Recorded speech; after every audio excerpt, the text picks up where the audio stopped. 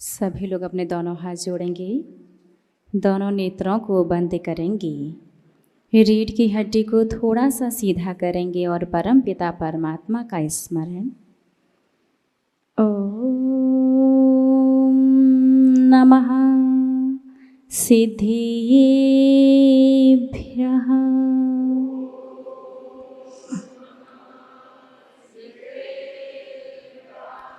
ओम नमः सिद्धिभ्यः।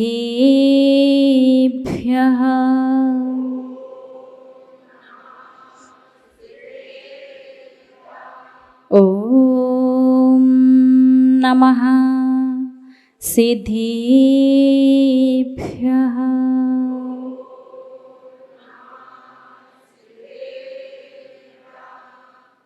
नरेन्द्रं फणीन्द्रं सुरेन्द्रं मधीशं शतेन्द्रं सुपूजे भजे नायशीशम्। मुनीन्द्रं गणेन्द्रं नमो जोड़िहाथं।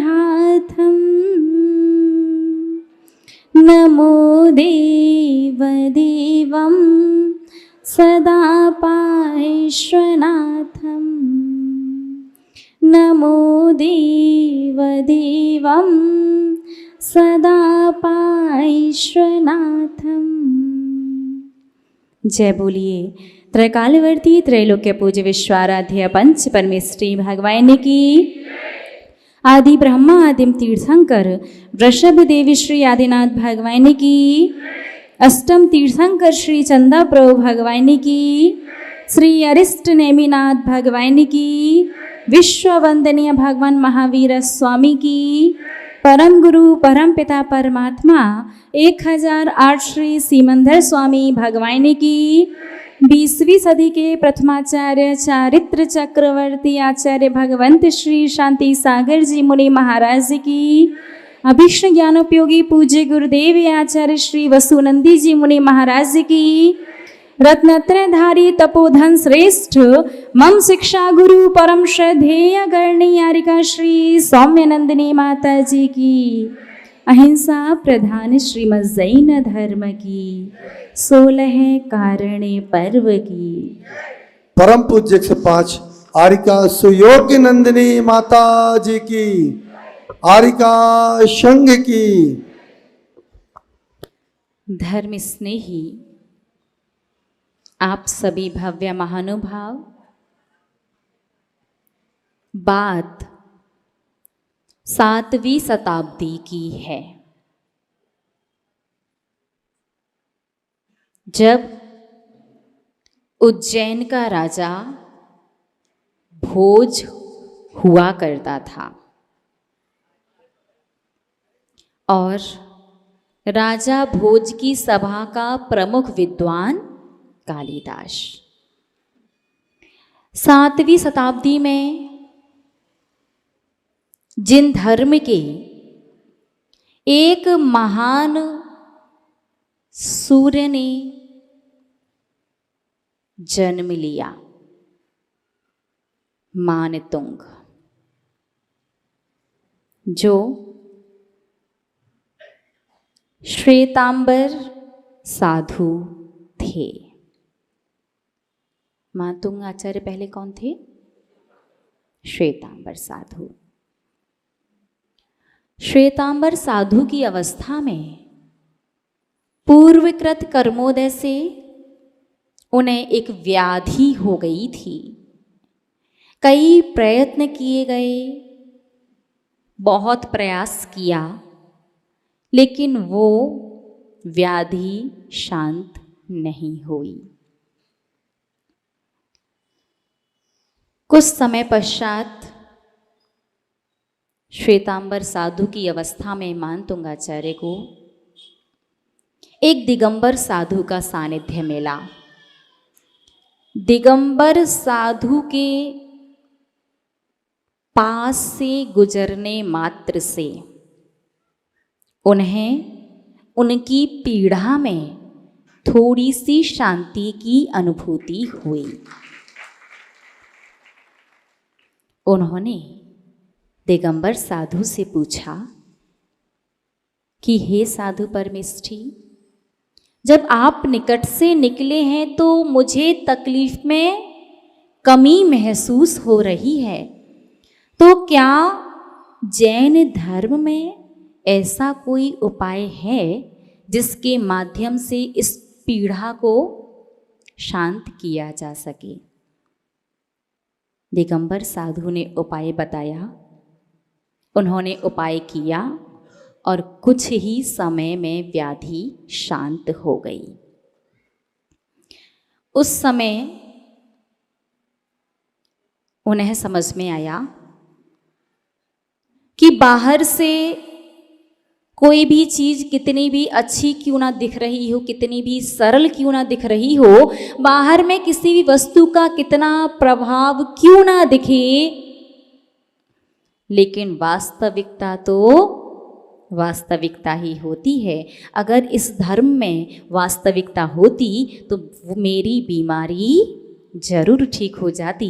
दिगंबर धर्म से ठीक हुई है, इसलिए अब मैं जाकर के दिगंबर दीक्षा स्वीकार करूंगा। ये कहानी जब हमने पहली बार बड़ी माताजी से सुनी थी, तब हमारे मन में एक प्रश्न आया था। हमने बड़ी माताजी से पूछा कि माताजी,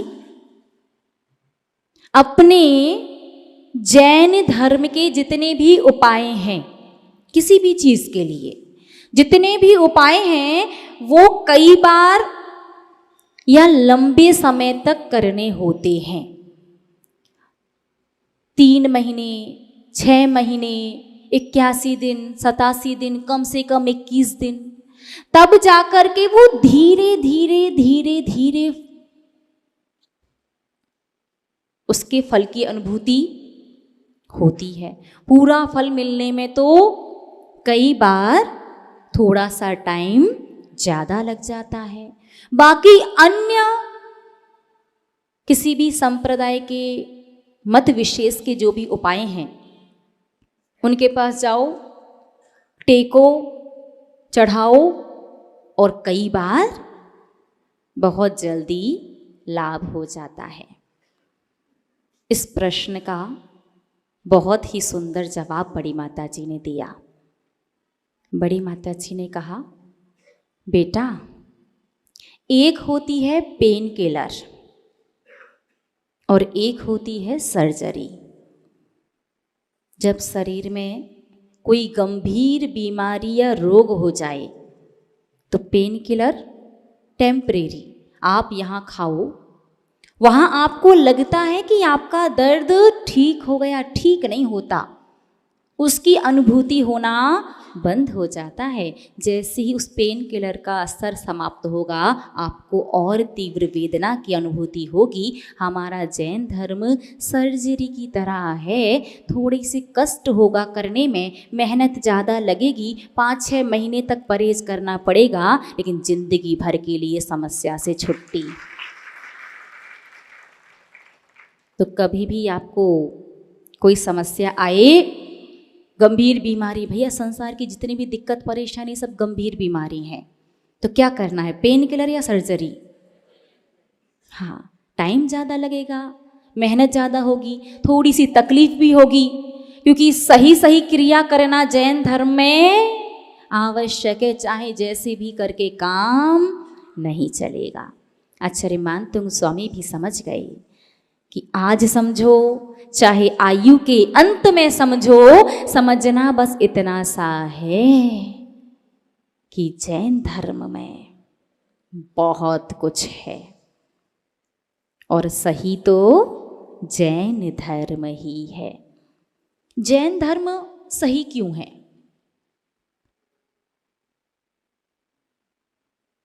क्या जानते हैं आप लोग? जैन धर्म सही क्यों है अन्य सब की अपेक्षा? क्योंकि हमारा जैन धर्म गलत को भी गलत नहीं कहता, वो गलत को भी सही कहता है। किस अपेक्षा से? गलत की अपेक्षा। बात समझ में आई? जिस व्यक्ति की मानसिकता बनी हुई है कि मुझे ये करना है ने मानना ही है, तो वो सही है। किसकी अपेक्षा सही है? गलत मानसिकता की अपेक्षा सही है, और सही मानसिकता की अपेक्षा गलत है। थोड़ा सा घुमा करके लेकिन समझ लीजिएगा। आचार्य मानतुंग स्वामी ने दिगंबर दीक्षा अंगीकार कर ली। राजा भोज की सभा में एक छोटा सा जैन बालक 5-6 वर्ष का होगा पहुंचा, और राजा की वंदना करते हुए उसने राजा के सम्मान में 4 पंक्ति का एक संस्कृत का दोहा सुनाया। सभी लोग जानते हैं कि राजा भोज विद्या प्रेमी राजा था, संस्कृत विद्या से उसे बहुत लगाव था।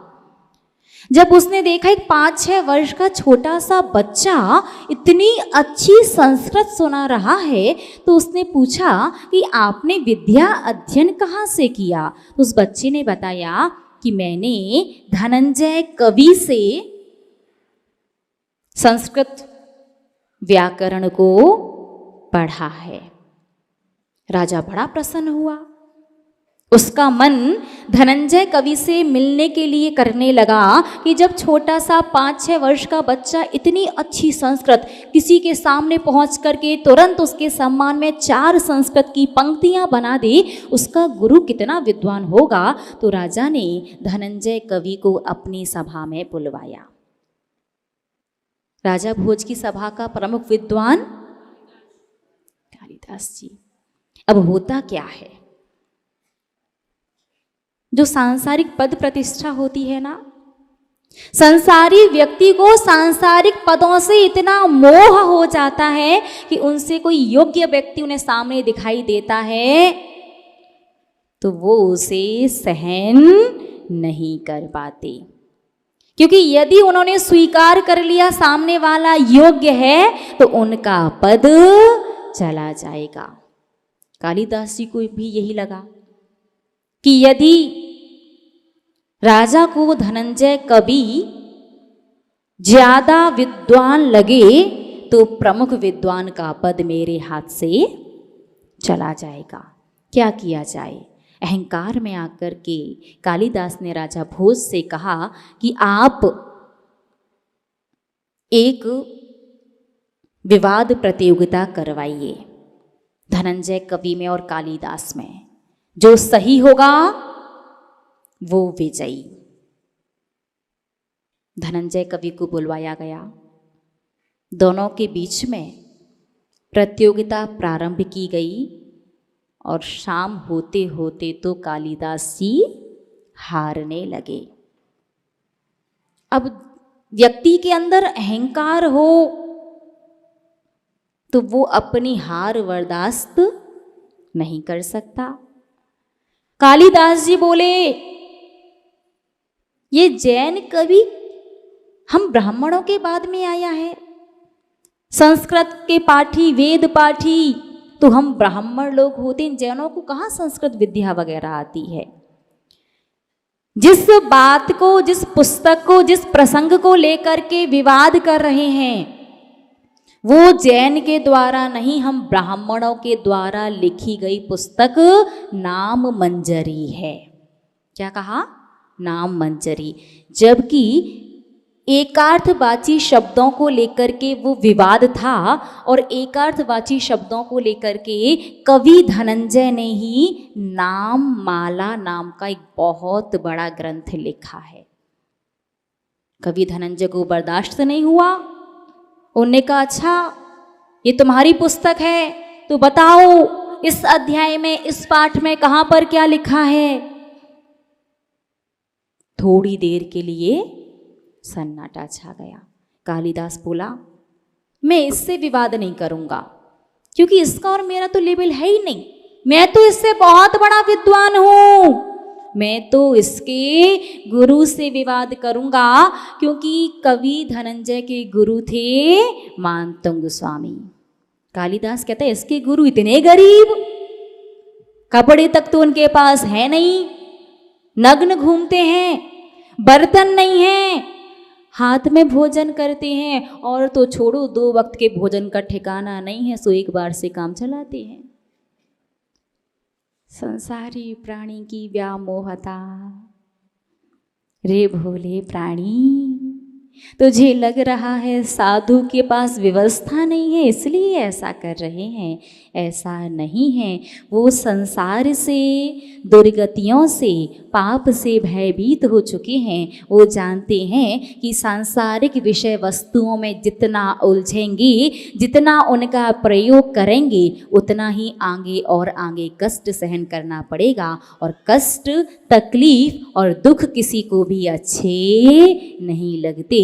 इसलिए वो सांसारिक सभी प्रकार की विषय वस्तु को छोड़ करके दिगंबर दीक्षा ले लेते हैं। और यदि आपको लगे कि साधु बनना तो बहुत सरल है, जिस भी व्यक्ति को ये लगता हो कि साधु बनना तो बिल्कुल बाएं हाथ का खेल है, वस्त्र उतारो, दीक्षा लो, संस्कार लो, बन गए साधु, बढ़िया, मुत के सारे चौके, और बहुत सारे चौके में पकवान वगैरह सामग्री। जिस व्यक्ति को भी लगे साधु बनना बहुत सरल है, उन सब के लिए हम चैलेंज करना चाहते हैं, आपको ज़्यादा कुछ नहीं करना है। आपको 1 महीने गर्मी का, गर्मी जब मई जून की भयंकर चरम की गर्मी हो, 1 माह गर्मी का और 1 महीना पूस का भयंकर सर्दी का, आपको दिगंबर साधु की चर्या पाने, नगन रहना है, विहार करना है, संतशाला में नहीं रहना।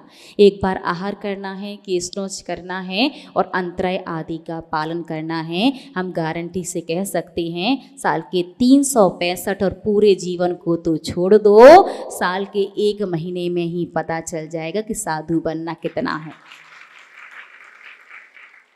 ठीक है ना? जब भी लगे तो क्या करना, 1 महीना भयंकर गर्मी का और 1 महीना भयंकर सर्दी का दीक्षा लेकर के विहार करके मुनिचर्या पाल लेना। 1 महीने पालन करके दिखा दो, आपको सब समझ में आ जाएगा। क्योंकि साधु बनना खेल नहीं है, बच्चों का तेल निकल जाता है अच्छे अच्छों का। कालिदास ने कहा, इससे नहीं, मैं तो इसके गुरु से करूंगा, फिर इससे तो मेरा लेवल मैच नहीं होता, मैं इससे बहुत बड़ा विद्वान। राजा भोज तो विद्या प्रेमी था, उसे लगा धनंजय कवि इतना विद्वान है, इनसे भी विद्वान कोई हो सकता है क्या? तो राजा भोज के मन में आचार्य मानतुंग से मिलने की इच्छा उत्पन्न हो गई। राज सैनिकों को जंगल में भेजा गया। आचार्य मानतुंग के पास राज सेवक पहुंचे और पहुंच करके कहा, हमारे राजा की आज्ञा है, आपको सभा में उपस्थित होना है। राज आज्ञा। दिगंबर साधु सिर्फ 2 उद्देश्य से किसी भी श्रावक के घर जाते हैं। पहला आहारचर्या, और दूसरा यदि समाधि का कोई ऐसा प्रसंग उपस्थित हो जाए कि वो भव्य जीव उनके निकट तक, पास तक ना पहुंच पा रहा हो, तो उस परिस्थिति में संबोधन देने के लिए जा सकते हैं। उसके अलावा गृहस्थ के घर पर नहीं जाते। कई बार श्रावक कहता साधु से, पगलियां करने चलो। पगलियां समझते? आपके यहाँ तो पता नहीं, ये बागड़ की लैंग्वेज है। पगलियां यानी उनकी फैक्ट्री, उनकी कंपनी या उनका घर आता है ना, नीचे से ऊपर तक चरण पैर रख करके घूम करके वापस आ जाओ, पगलियां करना कहलाता है। आप लोग भी कहते ना, कभी कभी तो कहते भैया पड़ जाए तो बिना चौका लगाए, है ना। और दिगंबर साधु आज्ञा तो जीवन में बस 2 की ही मानता है, प्रभु और गुरु। बाकी निवेदन तो तीसरे का मान भी ले, आज्ञा मानतुंग आचार्य ने कुछ नहीं कहा। राज सेवक वापस आ गए। राजा भोज से कहा कि उन्होंने तो कोई जवाब नहीं दिया। राजा भोज ने दोबारा अपने सैनिक भेजे। मानतुंग आचार्य ने दूर से ही देख लिया। आचार्य परमेष्ठी समझ गए कि राजा हट पर आ गया है, और राज हट तो जगत प्रसिद्ध है। स्त्री, बच्चे और राजा यदि कोई जिद पकड़ लें और जिद में फिर ईगो आ जाए, फिर तो पूर्व का पश्चिम हो जाए, लेकिन वो जिद पूरी करवा के मानते हैं।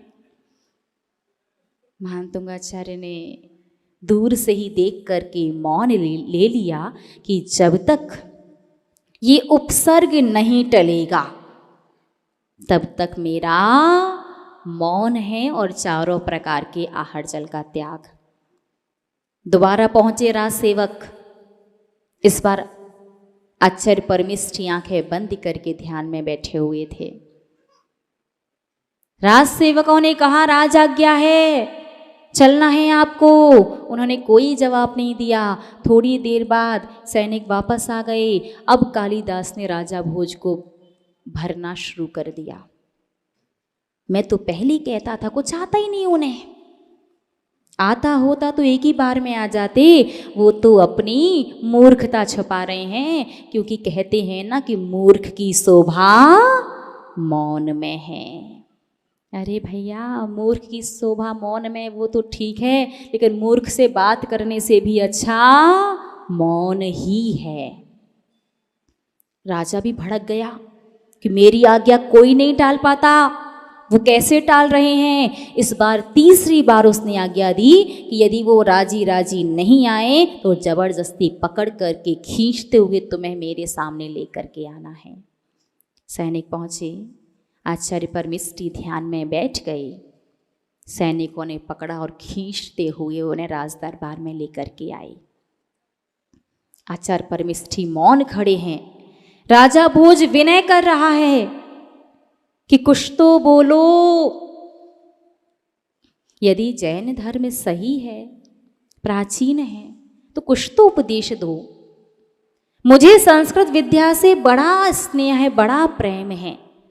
मैं आपसे संस्कृत में कुछ उपदेश सुनना चाहता हूँ। लेकिन आचार्य परमेष्ठी बलपूर्वक लेकर के आए गए थे, इसलिए उन्होंने उपसर्ग समझ करके मौन और चारों प्रकार के आहार जल का त्याग। राजा भोज ने बड़ी अनुनय विनय की, लेकिन जब आचार्य परमेष्ठी नहीं बोले तो गुस्सा में आकर के 48 तालों के अंदर बंद करवा दिया। आचार्य परमेष्ठी ध्यान में मग्न हुए, और ध्यान में मग्न जैसे ही हुए उन्होंने 48 काव्यों का एक स्तोत्र बना दिया। और जैसे ही वो स्तोत्र बना, 48 ताले अपने आप खुल गए। धर्म स्नेही महानुभाव, ध्यान से सुनिए, ये चौथे काल की नहीं, आपके इसी पंचम काल की बात है। 48 ताले 7वीं शताब्दी में खुल गए, और आज तो आप रोज रोज भक्तांबर जी पढ़ते हो, और एक कागज का ताला बना दिया जाए, फिर आपसे कहें अब इसे खोल करके दिखाओ, तो संभव है क्या? कागज का ताला नहीं खोल पा रहे हो, फिर 8 कर्मों की 148 प्रकृतियों के ताले कैसे खोलोगे? खुलेंगे तो जब मानतुंगाचार्य के खुले तो आपके भी खुल सकते हैं, लेकिन खुल क्यों नहीं रहे हैं ये थोड़ा सा अपन आगे समझेंगे। मानतुंगाचार्य बाहर निकल करके आ गए। सैनिकों ने देखा तो उन्हें लगा शायद हमने लॉक अच्छे से नहीं किया था, दोबारा उन्हें जेल में बंद कर दिया। एक एक ताले को 2-2, 3-3 बार अच्छे से चेक किया।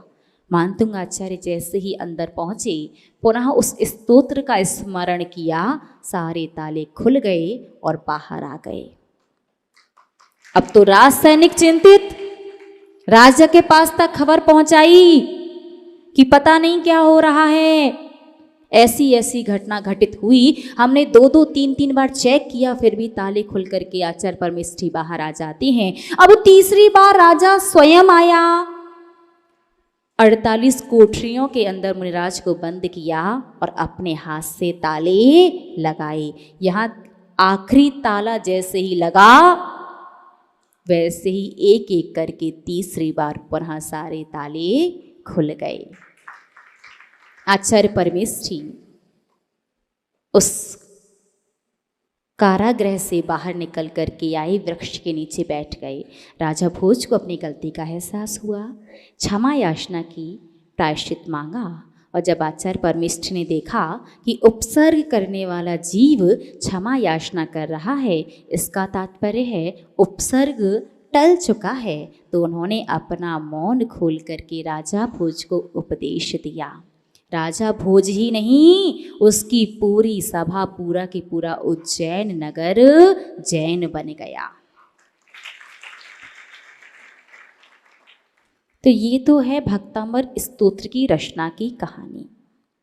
लेकिन एक प्रश्न मन में ये आता है कि अनेकानेक स्तोत्र हैं, बहुत सारे, लेकिन वर्तमान में जितनी प्रसिद्धि भक्तांबर स्तोत्र को प्राप्त है उतनी अन्य किसी भी स्तोत्र को नहीं है। क्यों? इसके दो रीजन हैं। पहला, भक्तांबर स्तोत्र के अंदर 48 काव्यों में वर्तमान जो परिस्थितियां संसारी प्राणी के जीवन में घटित हो रही हैं उन्हीं का वर्णन किया गया है। किसी काव्य से सर्प का विष दूर हो जाएगा, किसी से भयंकर हिंसक पशुओं का आतंक दूर हो जाएगा, किसी काव्य से सिर आदि शरीर आदि की पीड़ा तकलीफ सही हो जाएगी, किसी काव्य से प्राकृतिक आपदाएं हैं उनमें आपकी सुरक्षा होगी। वर्तमान में यही सब कुछ चल रहा है। एक रीज़न ये है इसका प्रसिद्ध होने का कि इस भक्तांबर स्तोत्र में वर्तमान कालीन परिस्थितियों को ध्यान में रख करके इसका लेखन किया गया है। दूसरी बात, ये पूरे जैन जगत का एकमात्र ऐसा स्तोत्र है जिसमें पूरे 48 के 48 काव्यों में कहीं भी कोई भी किसी भी चीज़ की कामना नहीं की गई, कोई आकांक्षा नहीं की, कोई इच्छा नहीं की कि भगवान हम आपकी भक्ति कर रहे हैं, हम भक्तांबर जी पढ़ रहे हैं तो हमें ये चीज़ मिल जाए। क्यों? क्योंकि आचार्य मानितुंग गोस्वामी तो पूर्ण अधिकार के साथ कहते हैं कि हे भगवान, जो आपकी भक्ति करता है निष्काम निकांक्षित भावों से, उसे जीवन में कभी किसी से कुछ मांगना ही नहीं पड़ता। आपकी भक्ति से सब कुछ स्वतः मिल जाया करता है कि दिगंबर में 48 काव्य हैं और श्वेतांबर में कहीं कहीं 44 और कहीं कहीं 52, 52 ऐसे 4 उनने कहीं पर कम कर दिए हैं और कहीं पर ज़्यादा कर दिए हैं, लेकिन वो देखने में सिर्फ 48 ही सुव्यवस्थित हैं। दूसरी बात, भक्तांबर स्तोत्र की जो आचार्य भगवंत मानितुंग गोस्वामी ने रचना की तो उन्होंने मंत्र और यंत्र की रचना अलग से नहीं की। क्यों? क्योंकि उन्होंने उसी छंद में इतने सुव्यवस्थित क्रम से सभी बीजाक्षर रिद्धि मंत्रों को समाविष्ट कर दिया कि वास्तविकता में वो सिर्फ एक संस्कृत का स्तोत्र नहीं, वो मंत्रात्मक स्तुति है भगवान की। आचार्य मानितुंग गोस्वामी ने जब स्तोत्र की रचना की उसके बाद भट्टारक परंपरा आई 11वीं शताब्दी से लगभग, और भट्टारक परंपरा में अच्छे अच्छे उद्भट विद्वान हुए हैं। नाम तो स्पष्ट नहीं मिला है, लेकिन कहीं किन्हीं भट्टारक जी ने उन छंदों को मंत्र व्याकरण के माध्यम से समझते हुए बिल्कुल सही सही 48 यंत्र और रिद्धि मंत्र निष्पन्न किए हैं। आप बस इतना ध्यान रखिए, संस्कृत का स्तोत्र जब आप पढ़ने बैठें तो संस्कृत आपकी शुद्ध होनी चाहिए। क्यों? अशुद्ध हो गई तो बड़ा मामला गड़बड़ हो जाएगा। बहुत से लोग कहते हैं संस्कृत अशुद्ध ना हो जाए, इससे अच्छा हिंदी में पढ़ लेते हैं। तो हमारे आचार्य भगवंत शास्त्रों में लिखते हैं कि हिंदी 100 बार और संस्कृत 1 बार पढ़ो बराबर फलदायी होती है। अब हिंदी 100 बार पढ़ सकते क्या? एक ही स्तोत्र 100 बार संभव नहीं है, लेकिन संस्कृत 1 बार पढ़ी जा सकती है। बस आपको थोड़ा सा शुद्ध सीखना है। पहले हम आपसे कुछ प्रश्न पूछना चाहते हैं। आपसे हमारा पहला प्रश्न,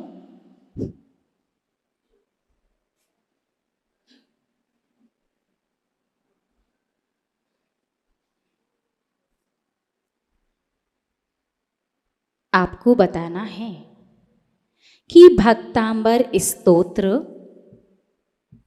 किन तीर्थंकर का है और कैसे पता चलता है कि इनका है।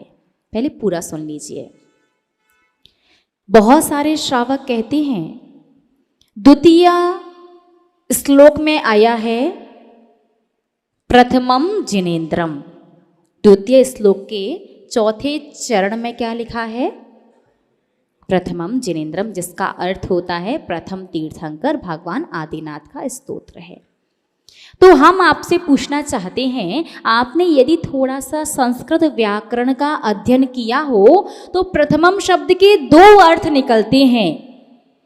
उन दोनों अर्थों के हिसाब से प्रथमम जिनेन्द्रम के 2 अर्थ, एक ये भी हो सकता है कि प्रथम तीर्थंकर, और दूसरा ये भी हो सकता है कि पहले तीर्थंकर को मेरा नमस्कार हो, उसके बाद मैं स्तुति आगे कंटिन्यू करूंगा। आप कैसे कह सकते हो कि उस प्रथमम जिनेन्द्रम का अर्थ प्रथम तीर्थंकर ही निकलेगा? आदिनाथ नाम कहीं भी नहीं आया। आपने पढ़ा ना भक्तांबर, कहीं आदिनाथ नाम आया है क्या? देखिएगा, भक्तांबर स्तोत्र भगवान आदिनाथ का ही है, प्रथम तीर्थंकर का ही है, लेकिन कैसे पता चलेगा? कोई बता सकता क्या? क्या?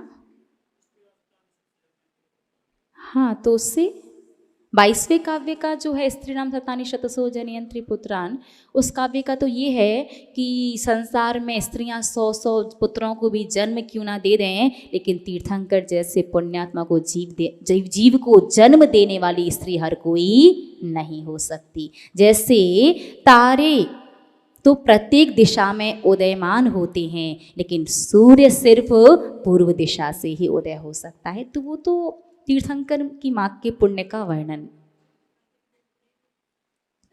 चलिएगा, आज समय पूर्ण हुआ।